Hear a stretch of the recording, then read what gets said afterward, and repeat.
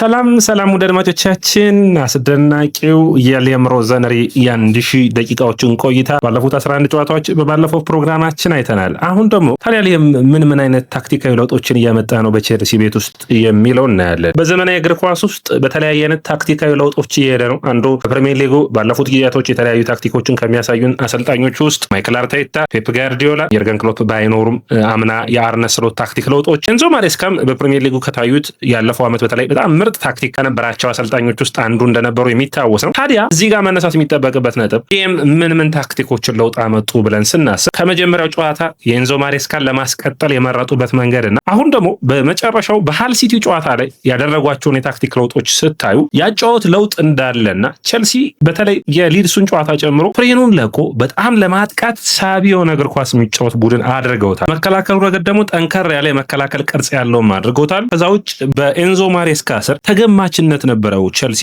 በሎ ብሎክ ሲጫወት ቡድኖችን ማለፍ ይቸገር ነበር። በሎ ብሎክ የሚጫወቱ ቡድኖችን ትልልቆቹን ቡድኖች በተለይ በሚገባ የሚፈትን ቡድን እንደነበር ታይቷል። ኤንዞ ማሬስካም ከለቀቁ በኋላ ማንቸስተር ሲቲ ጋር ሲቲ ኢታድ ስታዲየም ሄደው የወሰዱት 1 ነጥብ፣ ስታንፎርድ ብሪጅ የወሰዱት 1 ነጥብ እንደዚሁ አርሰናል ላይ በ10 ተጫዋች ሙሉ ብልጫ የነበራቸው ነበር። ታዲያ እነዚህን ታክቲካዊ ለውጦችን እንዴት በሎ ብሎክ የሚጫወቱ ቡድኖችን አስገራሚ ሁኔታ ዌስትሃም 2-0 እየመራቸው 3 ጎሎችን ያስቆጠሩበት በተከታታይ ጨዋታዎች ደግሞ የቼልሲ የማጥቃት ክፍል በጣም ውጤታማ ሆኖ ታይቷል። በኤንዞ ማሬስካ ጊዜ የአማካይ መስመሩ ምንም አይልም፣ ተከላካዩ ምንም አይልም እንልና አጥቂው ግን ዘንድሮ ደካማ ነው እያልን ስንወቅሰው ነበር። ሌም ግን የአጥቂው መስመሩን የሆነ ነገር እንደነካካና የሆነ ነገር ለውጦች እንዳሉ ይታያል። አይደለም አንደኛ የሚነሳው የጃኦ ፔድሮ ጎሎችን ማስቆጠር ነው። ስቴፋን ዊሊያን ፓላሱን ጨዋታ ማንሳት ይችላል። ጃኦ ፔድሮ በተከታታይ ከናፖሊ ጀምሮ ለውጦችን እያመጣ በጥሩ ፐርፎርማንስ እንዳለ አይተናል። ዴላፕም ጥሩ እንቅስቃሴዎች ይታያልና ቡድኑ የማጥቃት ክፍል በጣም መነሳሳት ላይ ይታያል። ካሊያንደር ጋርናቾ በቀር ጋርናቾም የአርሰናሉ ጨዋታ ላይ ስታንፎርድ ብሪጅ በካራባኦ ካፕ የመጀመሪያው ጨዋታ ላይ ጥሩ ፐርፎርማንስ ነበረው። ታዲያ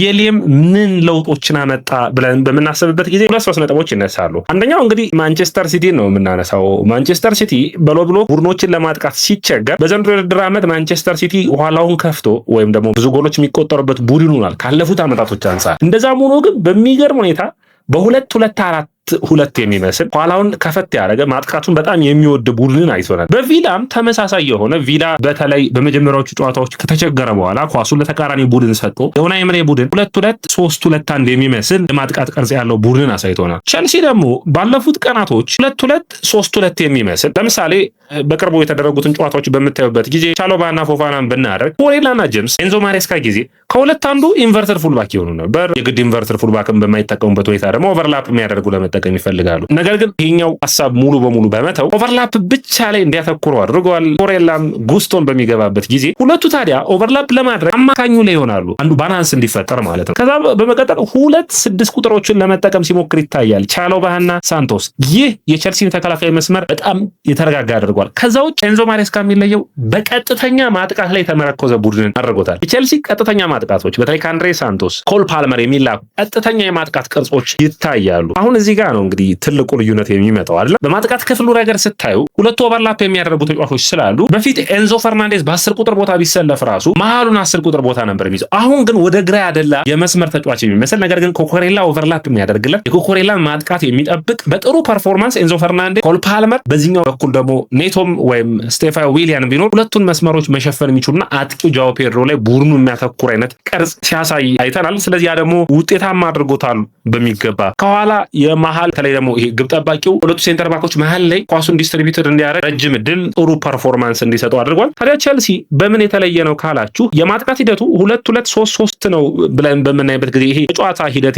ፎርም የሚያደርገው ነው። 4-3-3 አጫወትን ልታዩ ትችላላችሁ። ነገር ግን በዘመናዊ እግር ኳስ ውስጥ እንኳን በአንድ ጨዋታ በቅርቡ እንኳን ማይክል አርቴታ ከ40 እና 50 በላይ ፎርሜሽኖች የተለያዩ አይነት ታክቲካዊ ሂደቶችን እንደሚጠቀሙ ይናገራል። ሊምም በኔ እይታ ታክቲካሊ በጣም በሳል ጥሩ ፐርፎርማንስ ያለው አሰልጣኝ እንደሚወጣ ይታያል። እግር ኳስ ግን እንግሊዝ ፕሪሚየር ሊግ ላይ ስታሰለጥን ታክቲክ ብቻ በቂ እንዳልሆነ ተጫዋቾችን ማኔጅመንቱን ይመጣልህ ስኳድ ተጫዋቾችን ሰበና መገንባት ያለህን ስኳድ ምን ያክል ተጠቅመሃል፣ ትክክለኛ ፊርማዎችን አድርገሃል፣ እነዚህ ጥያቄዎችን መመለስ ነው አስቸጋሪ የሚያደርገው እንጂ ታክቲኩ ረገድ ብዙዎቹን ታክቲሽያን የምንላቸው ናቸው። እነ ዲዘርቢ በጣም ጥሩ ታክቲክ ያላቸው ናቸው። ታዲያ አሁን ለምሳሌ በቅርቡ አቺምፖንግና ቻሎባ የማተከላካዩ ነው። አንድሬ ሳንቶስና ካይሴዶ ያሰላለፍ ሂደቱን ስታዩት ነው ማለት ነው። አንድሬ ሳንቶስና ካይሴዶ የሆኑና ስቴፋን ዊሊያን፣ ፓልመርና ኤንዞ ፈርናንዴዝ የ10 ቁጥር ይሆናሉ። አሁን ትልቁ ጨዋታ ምንድነው? ከዚህ በፊት በብቸኛ 10 ቁጥር በ28 ቁጥር ስትጠቀም ሳጥኑ ላይ ሳጥኑ ዙሪያ የሳጥኑን ሃፍ ስፔሶች የሚባሉትን ከግራም ከቀኝም ያሉትን እዛ ላይ ተጫዋቾችን የማብዛት ነው በዘመናዊ እግር ኳስ ውስጥ። እዛ ላይ ተጫዋቾች ከበዙ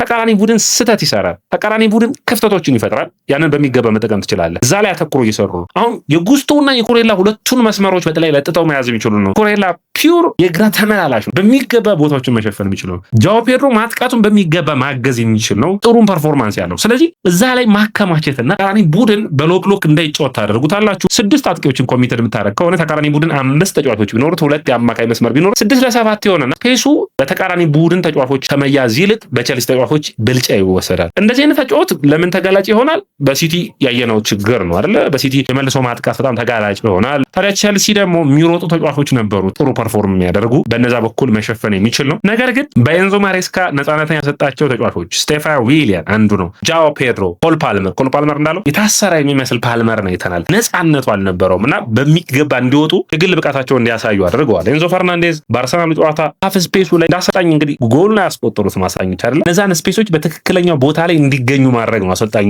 ስራው። ያንን በሚገባ ሲያከናውኑ ታይቷል። ይህ ውጤታማ ያደርጋል ወይ ከተባለ እንግዲህ ቀጣዮቹ ጨዋታዎች ያስፈልጋሉ። ነገር ግን በኔ እይታ በቸልሲ ቤት ውስጥ ጠፍቶ የነበረውን ተከታታይ ድሎችን 4 የፕሪሚየር ሊግ ድል አንዳቸው ወጥቷል። ስለዚህ በአጠቃላይ በ5 ጨዋታ ጥሩ ፐርፎርማንስ በፕሪሚየር ሊግ አሳይቷል። ነገር ግን ቀላሎቹ ወቅቶች ናቸው። ደረማዎቻችን ከበርንሌው ጨዋታ በኋላ ነው ለቸልሲ ፕሪሚየር ሊጉ የሁለተኛው ወቅት የሚጀምረው የሚሆነው። በነዛ ተጠባቂ ጨዋታዎች ውስጥ ለነዚህ ትልልቅ ቡድኖች ምን መልስ አላቸው የሚለውን ደግሞ የሚያሳዩን ይሆናል። ታዲያ እነዛ ጨዋታዎች በምን ረገድ ፈተና ይሆናሉ ለቸልሲ ተብሎ ሲታሰብ በብዙ ነገሮች ፈተና ሊሆኑ የሚችሉ ናቸው። ያጨዋወት ሂደቱ፣ ያሰላለፍ ሂደቱ፣ በታክቲክ ረገድ እንዴት ቡድኑ ይዘጋጃል የሚለው ፈታኝ ነው የሚሆነው። ታክቲኩ በቸልሲ ደረጃ መወዳደር የሚችሉ ቡድኖች ናቸው የሚገጥሙት በነዛ ጨዋታዎች ማለት ነው። ያ ማለት አርሰናልን ይገጥማል ድጋሚ እንኳን ቢያገኘውም። ቪላ በጣም ጥሩ ቡድን ነው።